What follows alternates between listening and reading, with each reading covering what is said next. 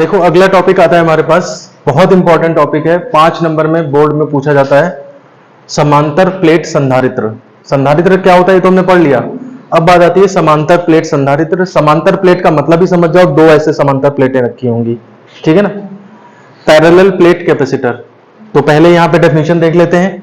दो या यह क्या है, दो या दो से अधिक समतल चालकों के युग्म का एक ऐसा वैद्युत समायोजन है जिसमें चालक के आकार में परिवर्तन किए बिना पर्याप्त मात्रा में आवेश संचित किया जा सकता है। चालक के आकार में, मैंने बताया था कि अगर तुम्हें 1 फैरेड लेना है तो अर्थ से 1000 गुना बड़ी अर्थ वो लेनी पड़ेगी गोला। आकार नहीं बढ़ाना है, लेकिन फिर भी जो है वो काफी सारा आवेश उस पर संचित कर लेना है। तो इस तरह की डिवाइस है जिसमें कि समतल चालकों का यूज होता है। जो नाम है वही डेफिनेशन में रखा गया है। और संधारित्र का काम क्या होता है ये पहले हम पढ़ चुके हैं। दो चालक हैं तो उनका युग्म लेना ही लेना है, दो चालक होते ही होते हैं, ठीक है ना। और आवेश संचय करेगा, वो भी चीज इसमें आ गई। तो ये इसकी परिभाषा बनती है।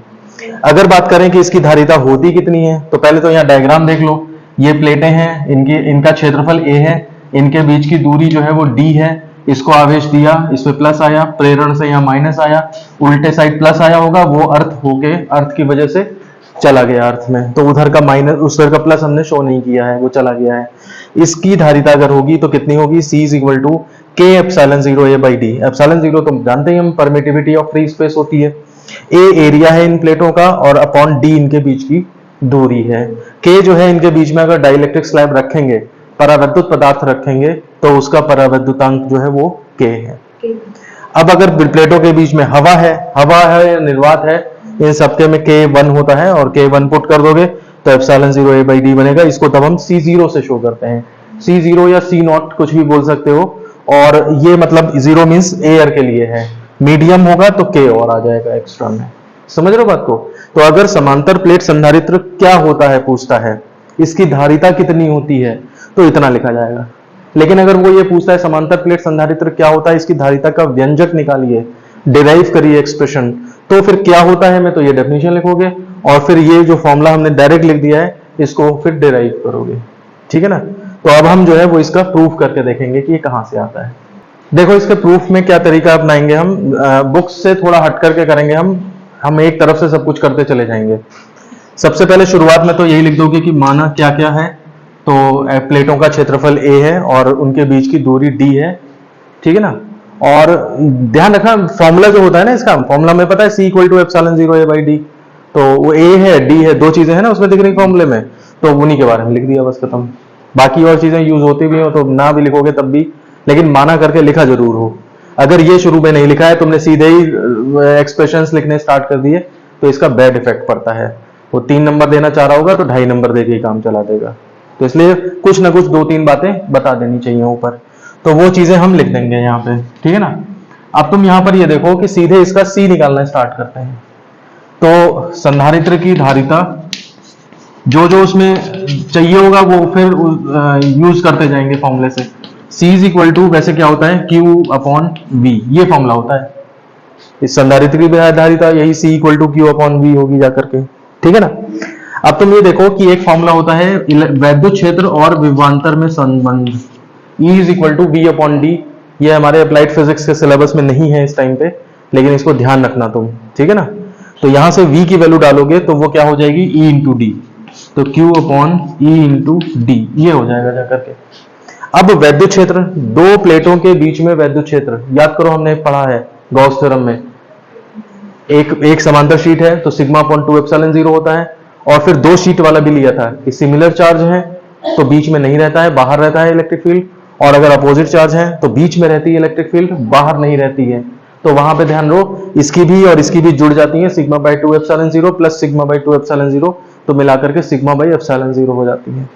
तो इस वजह से जो वैद्युत क्षेत्र है प्लेटों के बीच में वो सिग्मा अपॉन एप्सिलॉन 0 होगा, और इस वजह से हमारा जो C का फॉर्मूला है वो कितना बन जाएगा, Q बाई इलेक्ट्रिक फील्ड की जगह हम सिग्मा बाई एप्सिलॉन 0 रख देंगे इंटू डी। अगली लाइन में एप्सिलॉन 0 ऊपर पहुंच जाएगा, तो epsilon 0 into Q upon sigma into D. अब तुम ये देखो सिग्मा, सिग्मा क्या है, charge density. Charge density sigma क्या होता है, Q upon A. Sigma is equal to charge per unit area, यहाँ पे रख दो, तो epsilon 0 into Q upon A into D. Q से Q कट गया, ए ऊपर पहुंच गया एप्सिलॉन 0 ए अपॉन डी। ये हमारा फॉर्मूला डिराइव होता है। इसको हम C0 कह सकते हैं अगर हम इसमें एयर लेके चल रहे हैं तो। बिल्कुल सिंपलेस्ट रूल है, हमने सीधे सिरा पकड़ा और उसी में जो जो चाहिए था वो लगाते चले गए।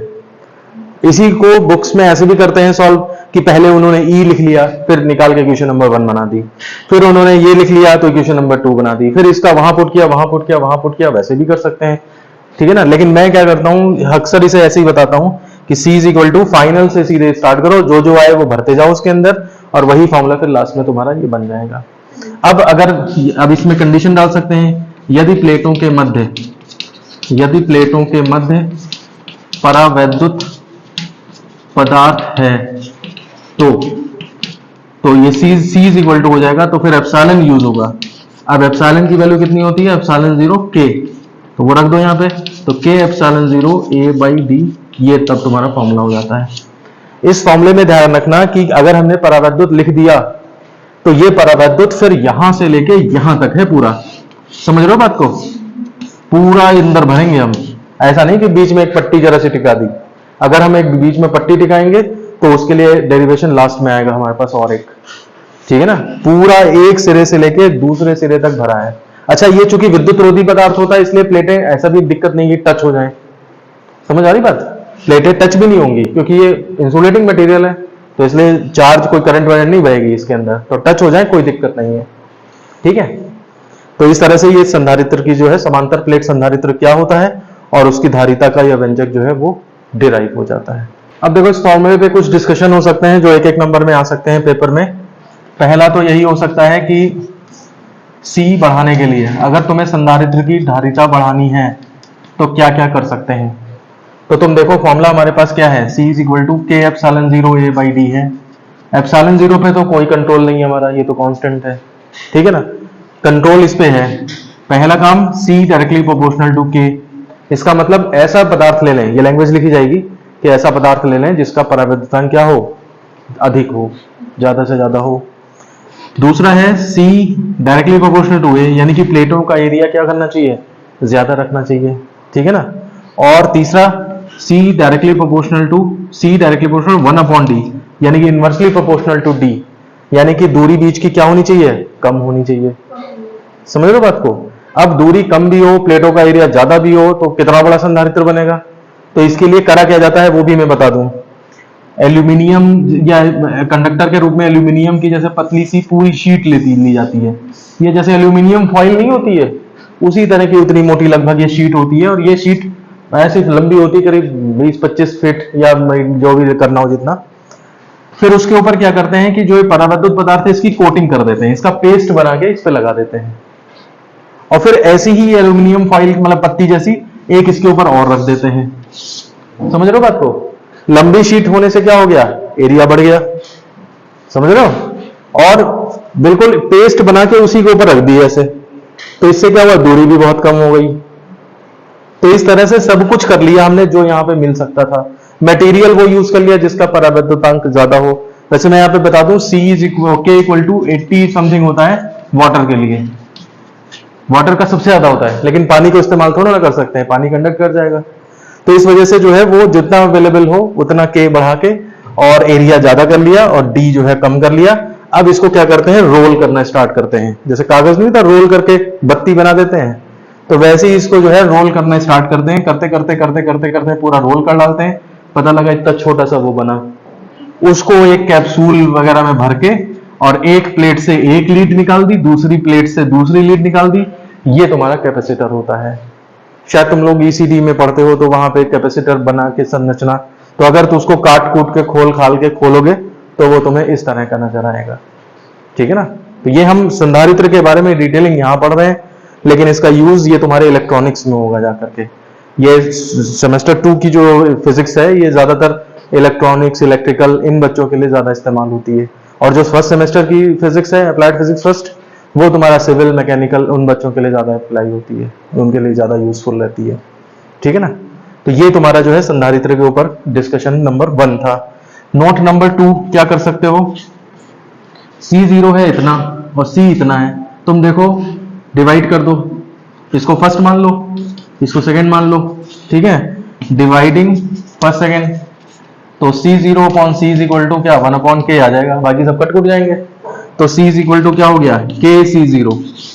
इससे क्या पता लगता है, अगर बीच में एयर है उसकी कैपेसिटेंस उस टाइम पे संधारित्र की धारिता C0 है, तुम जैसे ही कोई डाइलेक्ट्रिक मटेरियल बीच में रखोगे तो जितना उसका डाइलेक्ट्रिक कांस्टेंट होगा, परावैद्युतांक होगा, उतने टाइम्स कैपेसिटेंस बढ़ जाएगी।